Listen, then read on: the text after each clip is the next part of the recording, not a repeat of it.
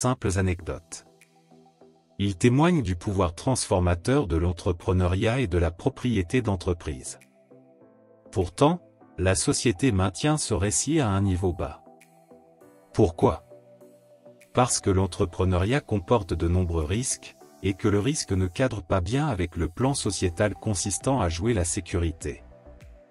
Mais en minimisant la valeur de la propriété d'une entreprise, la société perpétue le cycle de la dépendance financière. Cela garantit que vous restez un rouage dans la machine, contribuant à la richesse de quelqu'un d'autre, tandis que votre potentiel d'indépendance financière et de création de richesse est étouffé. Alors, comment se libérer de ce cycle? Cela commence par un changement d'état d'esprit. Commencez à vous voir non seulement comme un consommateur, mais aussi comme un créateur, un innovateur, un entrepreneur potentiel.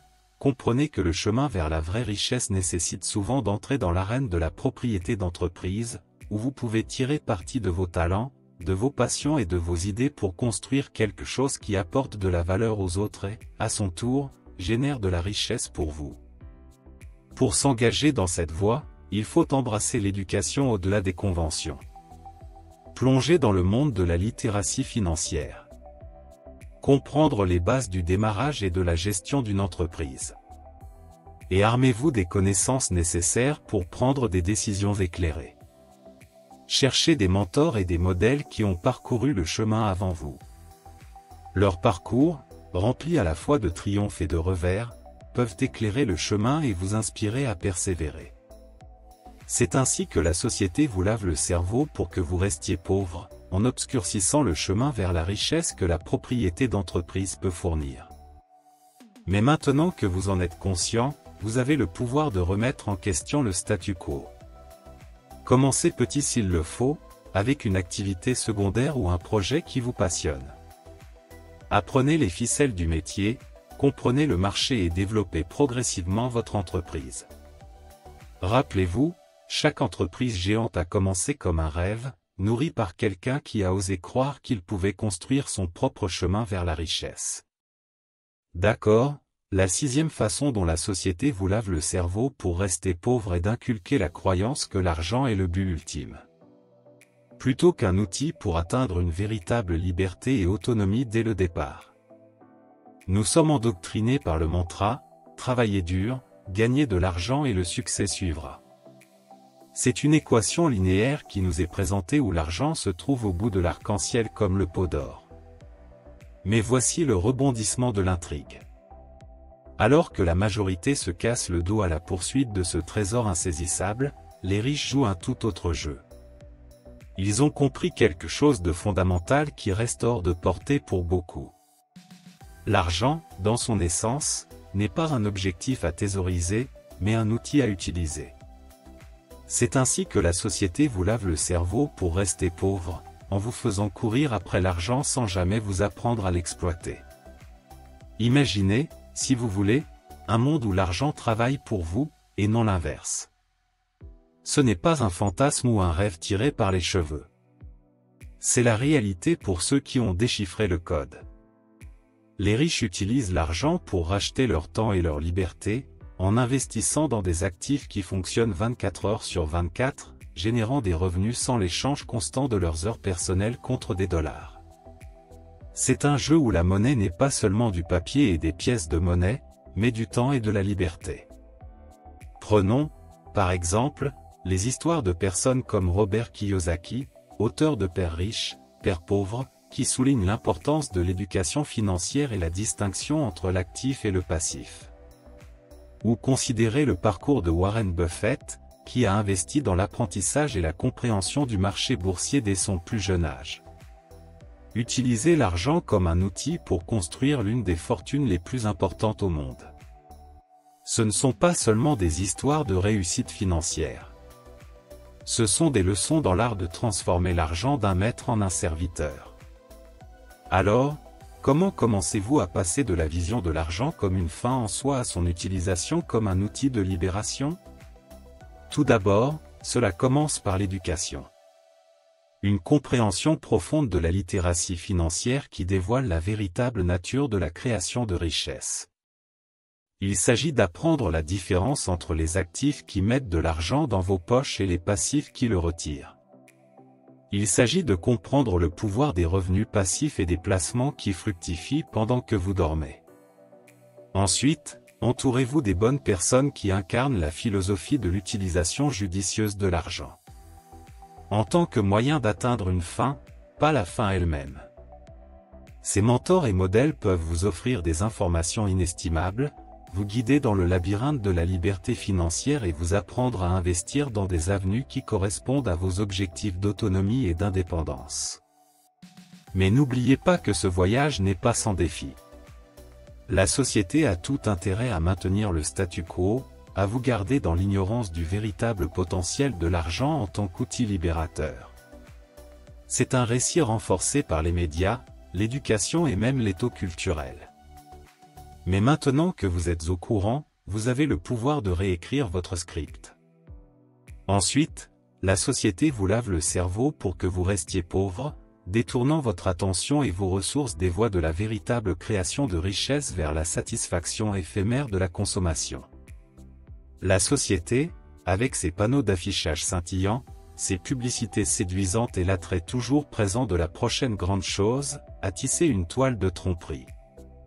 C'est un web qui murmure des mots doux de gratification instantanée, du statut et du prestige qui sont censés venir avec la possession du dernier gadget, des vêtements les plus à la mode ou de la voiture la plus flashy. Suivez les Jones, dit-il, car c'est là que réside le bonheur. Mais creusez un peu plus profondément, et vous constaterez que cette poursuite incessante de la richesse matérielle est un mirage, un désert de promesses qui vous laisse plus assoiffé à chaque pas. La vérité est très différente du récit colporté par la société. Les personnes fortunées, celles qui se sont libérées des chaînes du conditionnement social, comprennent que l'argent est un outil qu'il vaut mieux utiliser non pas pour acquérir des passifs, mais pour constituer des actifs. Ils savent que la vraie richesse ne se mesure pas à l'accumulation de choses, mais à la liberté de vivre leur vie comme ils l'entendent. Ils investissent dans des actions, des biens immobiliers et des entreprises qui enrichissent la richesse au fil du temps, plutôt que de se déprécier dès qu'ils quittent la salle d'exposition. Mais pourquoi cette connaissance n'est-elle pas plus répandue? Pourquoi la société continue-t-elle de nous pousser vers le consumérisme? La réponse se trouve dans le tissu même de notre système économique, qui prospère grâce à la consommation. Les marques de luxe s'enrichissent avec chaque dollar dépensé pour des articles qui n'offrent aucun retour sur investissement, perpétuant ainsi un cycle de travail, de gains, de dépenses et de répétition. C'est un cycle qui profite à quelques-uns aux dépens du plus grand nombre, maintenant les individus enfermés dans un état perpétuel de vouloir plus, mais de posséder moins. Alors, comment pouvons-nous nous libérer de ce cycle? Cela commence par un changement de perspective. Commencez par comprendre que vous êtes plus que la somme de vos biens. Reconnaissez que la véritable richesse provient de l'investissement dans des actifs qui prennent de la valeur au fil du temps. Renseignez-vous sur les principes fondamentaux de la littératie financière, comprenez le pouvoir des intérêts composés et apprenez la différence entre l'actif et le passif. Ensuite, pratiquez des dépenses conscientes. Avant d'effectuer un achat, demandez-vous s'il s'agit d'un actif qui contribuera à votre patrimoine ou d'un passif qui vous fera sortir de l'argent de votre poche. N'oubliez pas que chaque dollar dépensé pour un actif qui se déprécie est un dollar qui aurait pu être investi dans votre avenir financier. Ce mauvais positionnement des priorités financières, cette poussée vers le consumérisme, c'est ainsi que la société vous lave le cerveau pour rester pauvre. Mais armé de connaissances et d'une nouvelle perspective, vous avez le pouvoir de réécrire votre destin financier. Commencez dès aujourd'hui en faisant des choix qui correspondent à vos objectifs de création de richesse et de liberté financière. Rejetez l'appel des sirènes du consumérisme et investissez dans la construction d'un héritage qui transcende l'attrait éphémère des produits de luxe. Il ne s'agit pas d'une simple étape. Allez de l'avant, la prochaine façon dont la société vous lave le cerveau pour rester pauvre, en promouvant la poursuite de la passion sans l'ancrer dans un but. Le conseil de suivre votre passion est donné avec les meilleures intentions, peignant une image d'une vie de joie et d'abondance simplement en faisant ce que l'on aime. Cependant, ce conseil, dans sa forme brute et non raffinée, passe à côté d'un élément crucial, l'objectif. La société chante les louanges de la passion, mais murmure peu sur l'importance d'aligner cette passion sur un objectif qui sert les autres et, par extension, génère de la richesse. C'est une omission subtile, mais elle fait toute la différence entre un passe-temps qui n'apporte que de la joie personnelle et une vocation qui répond à un besoin dans le monde, apportant à la fois une satisfaction personnelle et une récompense financière. Considérez les histoires de ceux qui ont réussi à combler le fossé avec le monde. Entre passion et détermination. Steve Jobs, par exemple, n'était pas seulement passionné par la technologie. Il était motivé par l'objectif de rendre la technologie accessible et intuitive pour les masses. Cet alignement de la passion et de l'objectif n'a pas seulement révolutionné les industries. Il a construit l'une des entreprises les plus riches du monde. Alors pourquoi la société n'accorde-t-elle pas plus d'importance à cet alignement critique? Peut-être parce qu'enseigner aux individus de suivre leur passion sans but les pousse à poursuivre un rêve qui, le plus souvent, ne mène pas à l'indépendance financière. Cela les pousse à consommer des ressources dans la poursuite de leur passion, plutôt que de créer et de contribuer à la valeur du monde. C'est ainsi que la société vous lave le cerveau pour rester pauvre, en omettant le lien crucial entre la passion et le but. Se libérer de ce cycle commence par un voyage introspectif profond pour comprendre non seulement ce qui allume votre feu, mais aussi comment cette passion peut servir un but plus grand que vous-même. Il s'agit de se demander comment ma passion peut résoudre un problème, combler un besoin ou enrichir des vies. C'est là que le véritable épanouissement et la richesse potentielle ne résident pas dans le simple fait de faire ce que vous aimez, mais dans le fait de faire ce que vous aimez avec intention et but. Les étapes pratiques pour commencer ce voyage sont simples mais profondes. Commencez par identifier vos passions. Ensuite, faites des recherches et réfléchissez à la façon dont ces passions peuvent répondre aux besoins du monde qui vous entoure. Recherchez les intersections où vos compétences et vos intérêts correspondent aux demandes du marché ou aux besoins de la société. N'oubliez pas que suivre votre passion avec un but n'est pas un chemin garanti vers la richesse. Cependant, il s'agit d'un moyen de créer un travail significatif qui a non seulement le potentiel de générer de la richesse, mais qui apporte également un sentiment plus profond d'épanouissement et de contribution. Enfin, la dernière façon dont la société vous lave le cerveau pour rester pauvre est de ne pas vous éduquer sur l'impact de l'inflation, qui érode silencieusement l'épargne et profite de manière disproportionnée à ceux qui sont armés de littératie financière. L'inflation, dans son essence, est l'augmentation progressive des prix et la diminution conséquente de la valeur d'achat de la monnaie. Pourtant, le discours de la société sur le bien-être financier met rarement en évidence ce danger rampant.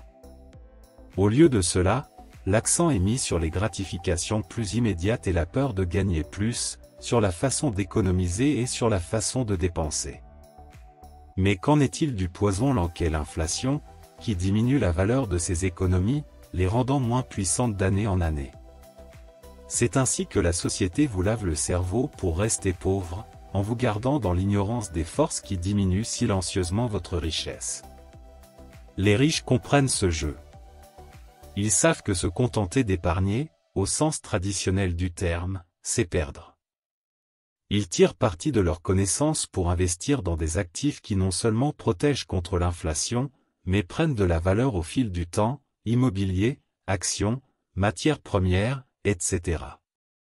Pendant ce temps, la personne moyenne, guidée par la sagesse conventionnelle d'épargner pour les mauvais jours, voit son abri financier s'affaiblir à chaque vague d'inflation.